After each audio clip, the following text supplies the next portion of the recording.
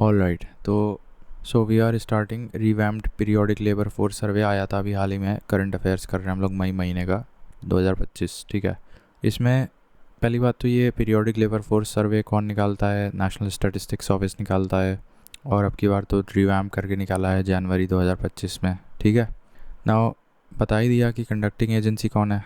अब मिनिस्ट्री देखा जाए तो ministry of statistics and programme implementation, MoSPI in short, ये 2017 ऑनवर्ड्स ये निकाल रहा है तब से। ठीक है, ऑब्जेक्टिव्स टू एस्टिमेट की employment and unemployment indicators in the short time interval of 3 months. तो इस पर भी प्रीलिम्स में सवाल बन सकता है कि अंतराल क्या है। अंतराल 3 महीना है जी। ठीक है, तो शॉर्ट टर्म इंटरवल्स पे निकालता है, थ्री मंथ्स पे employment as well as unemployment indicators for the urban areas only. But अब ये रिवैम्ड वाले में रूरल एरिया ऑल्सो इंक्लूड कर दिया गया है in the current weekly status. और जो हमारा एंटायर कोई जो मेन टेक्निक निकालने की है, अनएम्प्लॉयमेंट हो या एम्प्लॉयमेंट हो, वो बेसिकली करंट वीकली स्टेटस के हिसाब से निकाला जाता है। ठीक है, तो अभी पहले अर्बन एरियाज़ के लिए किया जाता था, अभी रूरल को भी इंक्लूड कर लिया है। Now to estimate employment and unemployment indicators in both usual status, जिसको हम PS और SS कहते हैं, and CWS, current weekly status in both rural and urban areas annually. ठीक है, तो ना ही सिर्फ करंट वीकली स्टेटस बल्कि यूजुअल स्टेटस में भी ये निकालता है। ठीक है, दोनों में usual status which is basically the sum total of ये PS as well as SS and current weekly status. तो ये तो टेक्निकलिटीज़ हो गई। देन अब कुछ टर्मिनोलॉजीज़ देख लेते हैं पीरियोडिक लेबर फोर्स सर्वे में, जैसे कि लेबर फोर्स पार्टिसिपेशन रेट, बहुत ही प्रचलित टर्म है ये। It is defined as the percentage of persons in the labour force that is working or seeking or available for work in the population, so that is labor force participation rate। तो इसमें जो लोग काम की तलाश में हैं या काम कर रहे हैं उनको भी इंक्लूड किया जाता है। देन वर्कर पॉपुलेशन रेशियो क्या होता है, percentage of employed persons in the population, कार्यरत जितने हैं डिवाइडेड बाय टोटल पॉपुलेशन, तो that becomes the worker population ratio. ठीक है, अनएम्प्लॉयमेंट रेट की बात करें तो UR is defined as the percentage of persons unemployed, percentage of persons unemployed among the persons in the labour force. तो UR क्या है, UR is defined as unemployment rate, percentage of persons unemployed, मतलब among the persons in the labour force. मतलब अब इसमें entire population नहीं देखी जाती है, लेबर फोर्स में ही देखा जाता है। ठीक है, तो लेबर फोर्स में ही देखा जाता है। तो मैं फिर से बता दे रहा हूँ, या फिर से क्या इकट्ठे बता देंगे। So active status, usual status, ये क्या होता है देखो, the activity status of a person is determined on the basis of the activities pursued by the person during the specified reference period. Usual status, when the activity status is determined on the basis of reference period of last 365 days preceding the date of survey, it is known as the usual activity status of the person। तो देखो अब ये समझ में आ गया, usual status last 365 days को cover करता है, और activity status of a person is determined on the basis of activities pursued by the person. ठीक है, नाउ अब ये क्या है, usual principal activity and usual subsidiary economic activity. अब ये सब छोड़ो, ज़्यादा में नहीं आएंगे। बेसिकली ये वही है, PS प्लस SS, इन दोनों को जोड़ के ही हमारा क्या बनता है, यूजुअल स्टेटस बनता है, that is for the last 365 days. Now current weekly status, अभी हमारा ये भी एक तरीका होता है, हमने ऊपर बता दिया। बोथ रूरल और अर्बन एरियाज़ के लिए दो हिसाब से निकाला जाता है, CWS that is current weekly status as well as usual status which is the sum of PS plus SS, और दूसरा है current daily status. If on a day a person had actually worked for 1 hour or more, then accordingly he is given this status, current daily activity status। ठीक है, now the changes in periodic labour force survey की अगर बात करें, availability of monthly estimates of the labour market indicators at the country level. तो अभी PLFS में कुछ चेंजेस किए गए हैं, जैसे कि क्या चेंजेस किए गए हैं, अभी मंथली बेसिस पे दोनों rural as well as urban areas के लिए निकाला जा रहा है under the heading of current weekly status. ठीक है, first monthly bulletin of periodic labour force survey has been released, और ये पहली एडिशन आई है हमारी। Monthly bulletin of periodic labor force survey has been released. Now extending quarterly estimates to rural areas in CWS. Calendar year reporting from, अब ये छोड़ो, ज़्यादा technicalities में नहीं जाते हैं। From year 2025 annual PLFS results will be based on calendar year, that is survey period of January to December, और तो ये बहुत अच्छा पॉइंट है कि अब जनवरी से दिसंबर चलेगा हमारा ये जो यूजुअल स्टेटस हम निकालते हैं एक स्पेसिफिक लास्ट 365 डेज़ का and as well as current weekly status जो निकालते हैं हम लोग वो अब जनवरी से दिसंबर चलेगा, कैलेंडर ईयर रिपोर्टिंग चलेगी, ठीक है। साथ ही एक मंथली PLFS बुलेटिन भी निकाली जाएगी। साथ ही अब मंथली रूरल एंड अर्बन का CWS के अंतर्गत रिपोर्ट निकाला जाएगा, ये यहाँ पे लिखा हुआ है, ठीक है। Then improved geographical representation district has been made the primary geographical unit called as basic stratum within a state separately from rural and urban sectors for selecting FSUs for most part of the geography covered। तो इसको क्या बोल रहे हैं, basic stratum बोल रहे हैं। और ये जो इम्प्रूव्ड जोग्राफिकल रिप्रेजेंटेशन देखने को मिल रहा है, district has been made the primary geographical unit called the basic stratum within a state and a union territory. Now in the remaining parts national sample survey region has been made the basic stratum, ठीक है। तो एक राज्य में district को एक primary geographical unit बना दिया गया है और बेसिक स्ट्रेटम का नाम दिया जा रहा है, ठीक है, राज्य के लिए या फिर यूटी के लिए, ठीक है। नाउ इसके अलावा फिर improved social indicators, data availability, additional details about education, land possessed and land leased out and house holds usual monthly income from rent, pension etcetera is now covered, ठीक है।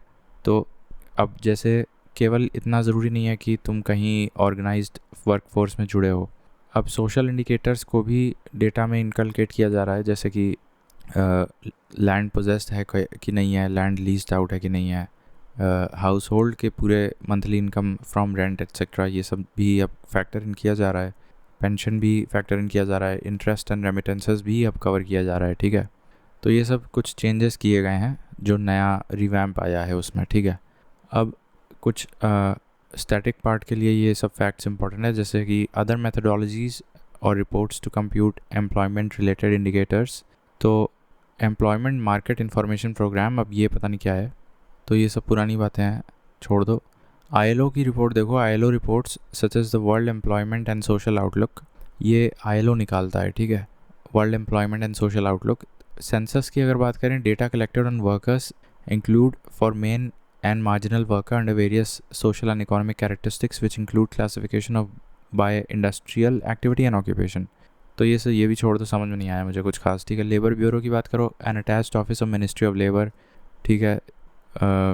It collects statistics through statutory and voluntary returns under different labour acts, ठीक है। तो ये कुछ संस्था है, जैसे ILO ने रिपोर्ट निकाली, ये पता चल गया world employment and social outlook. Labour bureau के बारे में पता चल गया कि ये ministry of labour employment headquarter at Chandigarh में है ये, ठीक है। और labour bureau basically data collect करता है under acts such as plantation labour act 1951, minimum wages act 1948, ठीक है। आगे बढ़ते हैं, तो इश्यूज़ क्या हैं, methodologies to compute employment related indicators in India, ये इंपॉर्टेंट है। इनकन्सिस्टेंसीज इन डेटा है, रिलैक्स्ड क्राइटेरिया है, अनमैचिंग डेफिनेशन है, restrictive nature of many surveys है, इनएडिक्वेट सैम्पल साइज़ है, time lag, poor quality and poor response in submission of returns है, ठीक है। तो देखते हैं एक एक में क्या है ये इनकन्सिस्टेंसीज इन डेटा में क्या है कि this is mainly due to differences in sampling methods, survey timing and the types of questions asked. तो रिलैक्स्ड क्राइटेरिया की अगर बात करें, तो current weekly status counts individuals as employed if they worked 1 hour or more in the preceding week, which often undercount unemployment, ठीक है। अब देखो अब ये ऐसा डेफिनेशन ही बना दिया गया है करंट वीकली स्टेटस का, CWS का, कि अगर तुम पिछले 7 दिन में 1 घंटा या उससे अधिक भी काम किए हो तो तुमको एम्प्लॉयड मान लिया जाएगा, ठीक है, as employed if they had worked 1 hour और more in the preceding week. तो इससे क्या होता है कि एक्चुअली में one should not be considered as employed if अगर इतना कम काम कर रहे हो, बट एम्प्लॉयड मान लिया जाता है, तो इससे अनएम्प्लॉयमेंट की सही रिपोर्टिंग नहीं हो पाती है। तो एक तो ये रिलैक्स्ड क्राइटेरिया एक प्रॉब्लम है, ठीक है। फिर कुछ इनकन्सिस्टेंसीज इन डेटा हैं, जैसे कि सैम्पलिंग मेथड्स में इनएडिक्वेसीज हैं, survey timing and types of questions asked to the people, ये भी एम्बिग्विटीज़ हैं उसमें, उसकी वजह से इनकन्सिस्टेंसीज इन डेटा हैं। देन अनमैचिंग डेफिनेशन में क्या है कि the Indian definition of employment does not meet the international standards. अब लोग बता तो देते हैं कि बट कई बार कमा रहे होते हैं और नहीं बताते हैं, तो या रेंट से कमा रहे हैं या कुछ और करके कुछ भी कमा रहे हैं और वो इंटरनेशनल स्टैंडर्ड्स के हिसाब से एम्प्लॉयमेंट नहीं माना जाएगा. Now, restrictive nature of many surveys. Quarterly employment survey is presenting employment data but maintained an absolute silence about the unemployment numbers. अब एक ये भी है सर्वे होता है QES क्वार्टरली एम्प्लॉयमेंट सर्वे. अब उसमें अनएम्प्लॉयमेंट नंबर्स के बारे में कुछ बताता ही नहीं है, सिर्फ केवल एम्प्लॉयमेंट के बारे में बता देता है. Now inadequate sample size. India's workforce is around 60 crores and sample size of periodic labor force is only 2,72,304 households. इसको 5 से मल्टीप्लाई भी कर दोगे तो लगभग 11-12 लाख ही आएगा, लोगों का आएगा. बट इंडिया का वर्कफोर्स अराउंड 60 करोड़ का है. ठीक है, तो इंडिया का वर्कफोर्स तो 60 करोड़ है, लेकिन सैम्पल साइज़ जो जिसके बेसिस पे ये पीरियोडिक लेबर फोर्स रिपोर्ट बनती है उसमें तो केवल 2,72,000 हाउस होल्ड्स का स्टडी किया जाता है. तो अगेन एक्स्ट्रापोलेशन में भी इनकन्सिस्टेंसीज आ सकती हैं. Time lag, poor quality and poor response in submission of returns. Data is received after a considerable time lag. तब तक कई चीज़ें अपडेट हो जाती हैं, इकोनॉमी में और चेंजेस हो जाते हैं, हाउस होल्ड इनकम्स में हो सकता है और चेंजेस आ चुके हों, तो टाइम लैग होता है एक्चुअल पब्लिशिंग ऑफ डेटा में और जो डेटा रिसीव वाला टाइम है उसके बीच. तो ये सब कुछ प्रॉब्लम्स हैं. अब इसमें क्या है कि इंटरनेट वे फॉरवर्ड में कि ILO has urged India to follow the standards laid down by the 19th international conference of labour statisticians. अच्छा, तो इसमें बस ये एक फ्रेज़ याद रखो, 19th international conference of the labour statisticians. 19th international conference of the labour statisticians, इसमें जो स्टैंडर्ड्स लगाए लेट डाउन किए गए थे, इंडिया को ये फॉलो करने चाहिए. ठीक है, और leveraging AI to ensure data quality, data validating and processing. Then create a central server for all government data with uniform technology या uniform methodology. Eliminate duplication in surveys and harmonisation of reports. ठीक है, तो ये सब कुछ करके अपना कर सकते हैं. राइट देम एक ये नया आर्टिकल आ गया, विजिंझम इंटरनेशनल सी पोर्ट आया है. देखो पहले ये डायग्राम देखो, कुछ इंपॉर्टेंट पोर्ट्स वर्ल्ड वाइड देख लो. जैसे ये केप टाउन है, यहाँ देखो डरबन है. तो जैसे हमारे इंडिया का जैसे जिस साइड तुम्हारा केरला पड़ता है तो उधर केप टाउन चला जाएगा, और जिस साइड तमिलनाडु पड़ता है उस साइड उनका क्या है, डरबन है. ठीक है, फिर इधर मापुटो है, ये भी एक अच्छा पोर्ट है. फिर इधर दर एस सलाम है, और ये मोम्बासा है, मोम्बासा पोर्ट, और ये मोगादिशु है. अब ये पर्टिकुलरली हर एक पोर्ट किस कंट्री में आता है, इस पे प्रीलिम्स में सवाल बनते हैं, तो ये देख लेना. ये तो सुएज़ कनाल है. फिर यहाँ सऊदी अरेबिया में जेड्डा पोर्ट एक बहुत इंपॉर्टेंट है, एडन पोर्ट इंपॉर्टेंट है. बाकी विजिंझम देख लो, ये लाइट ग्रीन कलर से यहाँ पे बना है लगभग. ठीक है, और ये जो है गैलाथिया बे इसको बोलते हैं, ये गैलाथिया बे. देखो यहाँ यांगोन है, यांगोन ये तुम्हारा जहाँ से म्यांमार वगैरह यांगोन. यहाँ पे हांगकांग है. ठीक है, यहाँ पे सिंगापुर पोर्ट है. अब ये फ्रीमैंटल है, फ्रीमैंटल पोर्ट भी ऑस्ट्रेलिया का बहुत अच्छा है. एडिलेड है नीचे सदर्न ऑस्ट्रेलिया में, और सिडनी है ईस्टर्न ऑस्ट्रेलिया में. तो ये कुछ पोर्ट्स हैं. ठीक है, ये इंपॉर्टेंट अफ्रीकन पोर्ट्स हैं. जैसे मोगादिशु हो गया, मोगादिशु के नीचे मोम्बासा पड़ेगा, और मोम्बासा के नीचे दर एस सलाम पड़ेगा, फिर उसके नीचे मापुटो पड़ेगा, उसके नीचे डरबन पड़ेगा. अब देखो यहाँ पे लाइन से M से ही पोर्ट्स हैं, starting from Mogadishu, Mombasa, Dar es Salaam, फिर मापुटो, और फिर इधर डरबन, और फिर इधर केप टाउन. ठीक है, but anyways the article is about something else. Now recently Prime Minister inaugurated Vizhinjam International Transshipment Deep Water Multipurpose Seaport in Kerala. तो पहली बात तो ये तुम्हें पता होना चाहिए कौन से राज्य में पड़ रहा है, तो ये केरला में है. ठीक है, दूसरी चीज़ यहाँ कुछ कीवर्ड्स हैं जैसे कि transshipment, deep water and multipurpose तो होता ही है हर पोर्ट. ठीक है, now it is India's first deep water container transshipment port. This ambitious project is taken up by the government of Kerala. It is designed primarily to cater container transshipment besides multipurpose and break bulk cargo. तो यहाँ पे दो जो की features नए आए हैं, एक तो ये है कंटेनर ट्रांसशिपमेंट. इसको फैंसी कीवर्ड के रूप में इस्तेमाल कर सकते हो आंसर्स में, ट्रांसशिपमेंट या container transshipment as well as break bulk cargo. ठीक है, नाउ डेवलपमेंटल मॉडल, तो ये developed in the landlord model with a PPP. अब पता नहीं लैंडलॉर्ड मॉडल क्या है, public private partnership component on a design, build, operate and transfer. DBFOT basis पे ये किया गया है.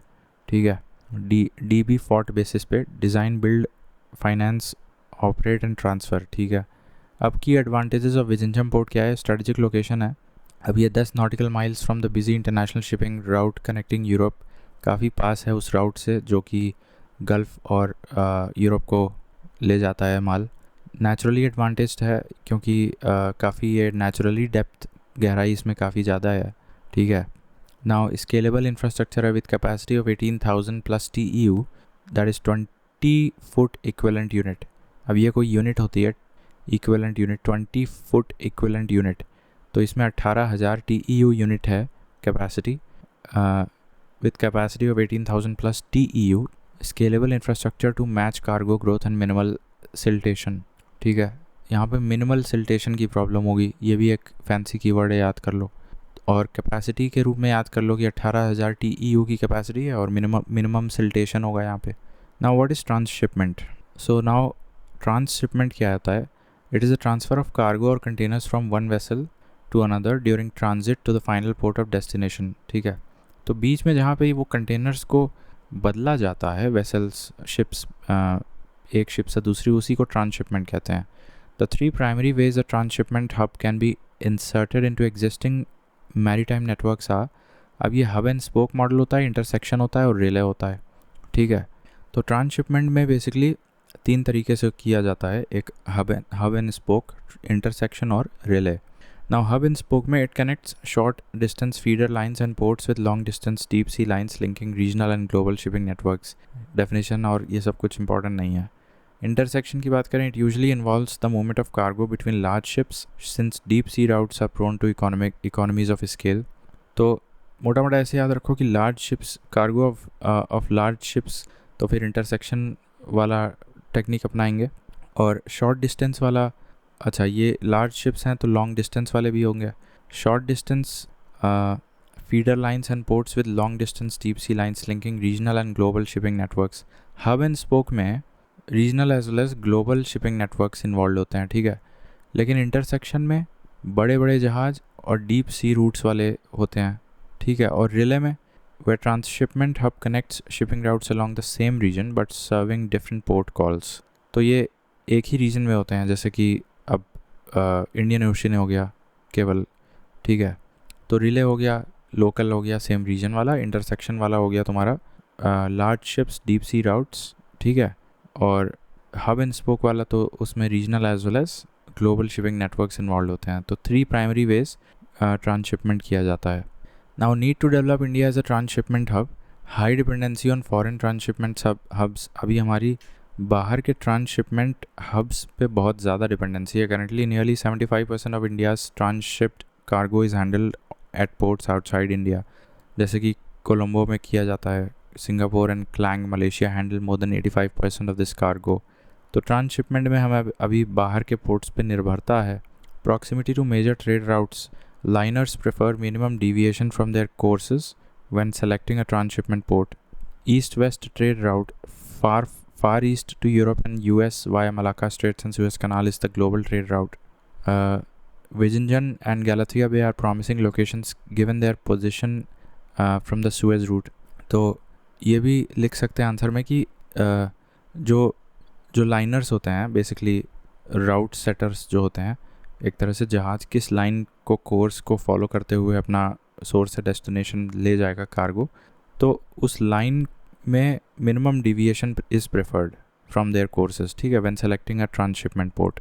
तो अब इस सिद्धांत से अगर हम देखा जाए तो हमारा जो ये विजिंजम और पोर्ट है और एज वेल एज गैलाथिया बे की जो लोकेशन है, ये हमारी मलाका स्ट्रेट से लेते हुए सुएज कैनाल तक और फिर यूरोप तक जाने के लिए आइडियल है, क्योंकि यहाँ पे ज़्यादा डिविएशन नहीं करना पड़ेगा। ये जो ऑलरेडी रूट बना हुआ है मलाका स्ट्रेट से लेके सुएज कैनाल से लेके फिर यूरोप तक जाने वाला, इस रूट से विजिंजम पोर्ट इन लाइन है, मतलब बहुत डिविएशन नहीं है इसमें। हार्डली 6 से 10 नॉटिकल माइल्स यानी कि 20 मिनट का डिविएशन होगा, ठीक है। तो इससे बचेगा, मतलब प्रॉक्सिमिटी है हमारी मेजर ट्रेड राउट से। Loss of revenue, Indian ports lose up to $200 to $220 million of potential revenue each year on transshipment handling of cargo originating destined for India।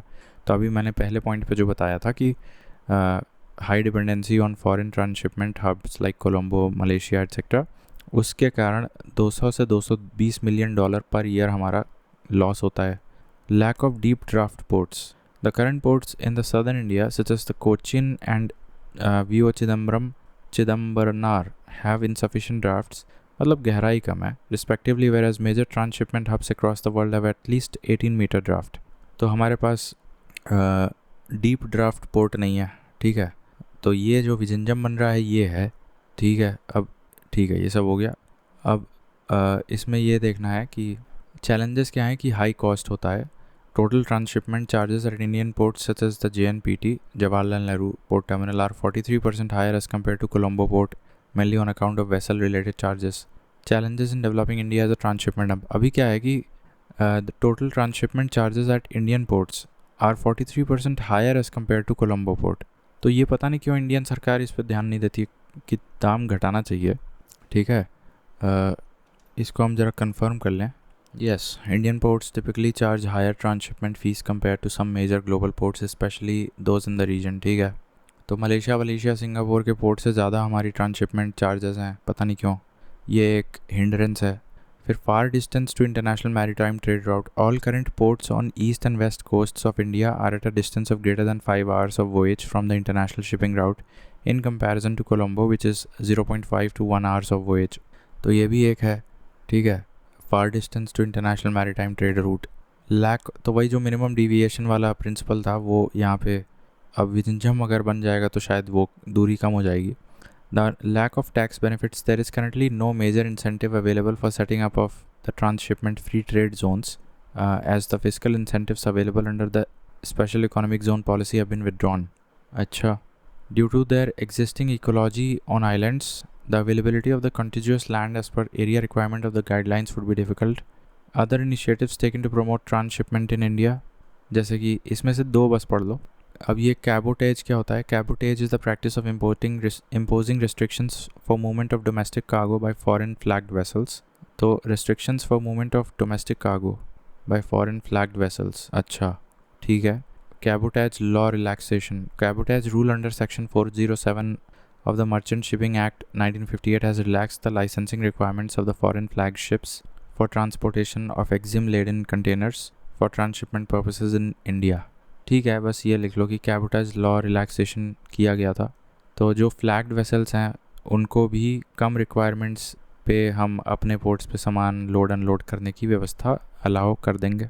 यही एग्जम्पशन या कुछ रिलैक्सेशन दिया गया था कैबोटेज लॉ को सुधार के। Amritkaal Vision 2047 formulated by Ministry of Ports, Shipping and Waterways builds the Maritime India Vision 2030। अब ये देखो एक Maritime India Vision 2030 बना रखा है जिसके तहत world class ports and promote inland water transport, coastal shipping etcetera को बढ़ावा देने की बात की गई है, ठीक है। ये तो बोल बच्चन हो गया, ठीक है। Maritime India Vision 2030। अब ये देखो द टर्मिनल इस, ये कोच्चि इंटरनेशनल ट्रांसशिपमेंट टर्मिनल जो है, जो वल्लारपडम आइलैंड कोच्चि में केरला में है, it can handle cargo up to 1 million TEUs per annum. तो ये भी अच्छा मतलब इंफ्रास्ट्रक्चर यहाँ पे बना रखा है ऑलरेडी, बट प्रॉब्लम्स तो हैं, ठीक है। हाई कॉस्ट इंडिया चार्ज करता है ट्रांसशिपमेंट में, और हमारा जो अभी करंटली ईस्ट और वेस्ट कोस्ट पे पोर्ट्स हैं वो मेजर ट्रेड राउट से काफ़ी दूर पड़ते हैं, मतलब 5 घंटे की दूरी पे हैं, ठीक है।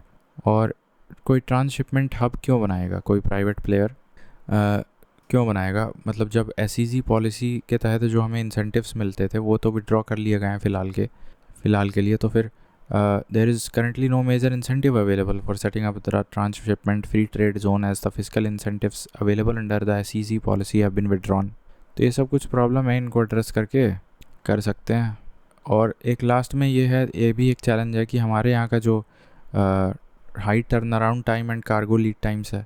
क्यों? क्योंकि हमारे यहाँ जो custom clearance process of Indian ports is perceived to be more complex and time consuming than the global ports, ठीक है। तो ये भी लिख सकते हैं। तो ये हो गया 2 आर्टिकल्स हमारे। एक तो विजंजम इंटरनेशनल सी पोर्ट, हमारा पहला deep water container transshipment port है, ये केरला में है और काफ़ी कम दूरी पे है, ठीक है। DBFOT प्रिंसिपल पे बनाया गया है, landlord model. 18,000 plus TEU capacity है डेली की, मेरे ख्याल से डेली है कि पता नहीं क्या है, ये हम कंफर्म कर लेना। और located just 10 nautical miles from the busy international shipping route connecting Europe, Persian gulf and the far east, ठीक है। तो ये हो गया हमारे 2 आर्टिकल्स।